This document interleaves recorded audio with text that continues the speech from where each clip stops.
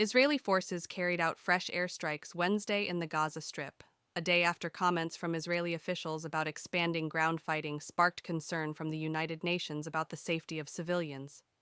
Wednesday's fighting included Israeli ground operations and airstrikes in Gaza City, in the northern part of the Gaza Strip, where Israel initially focused its campaign to eliminate the Hamas militant group.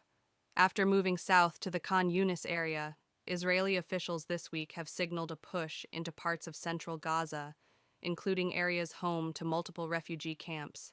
Much of Gaza's population has been forced from their homes by the fighting, with people crowding into overburdened shelters and scrambling to exit areas after Israel warns of impending military action.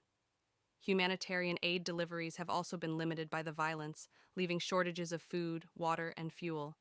There are no shortcuts in dismantling a terrorist organization, Israeli Army Chief Herzi Halevi said Tuesday, referring to Hamas. The expansion of fighting in central Gaza prompted the United Nations Tuesday to voice alarm over Israeli attacks that killed more than 100 Palestinians in the span of 2 days this week. We are gravely concerned about the continued bombardment of Middle Gaza by Israeli forces, which has claimed more than 100 Palestinian lives since Christmas Eve, UN Human Rights Office spokesperson Saif Magango said Tuesday. Israeli forces must take all measures available to protect civilians. Warnings and evacuation orders do not absolve them of the full range of their international humanitarian law obligations, Magango said. Residents reported airstrikes and shelling in the areas of the Nusayrat, Maghazi, and Burej refugee camps in central Gaza.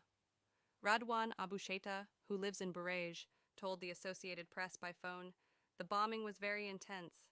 In response, Israel vowed to crush Hamas and launched an air, land, and sea attack on Gaza. The Israeli offensive has left vast parts of Gaza in ruins and killed nearly 21,000 Palestinians, according to the Gaza Health Ministry.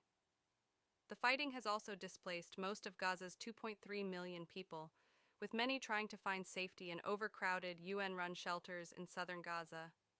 The Israeli army said Tuesday that 158 Israeli soldiers have been killed inside Gaza since fighting began in October.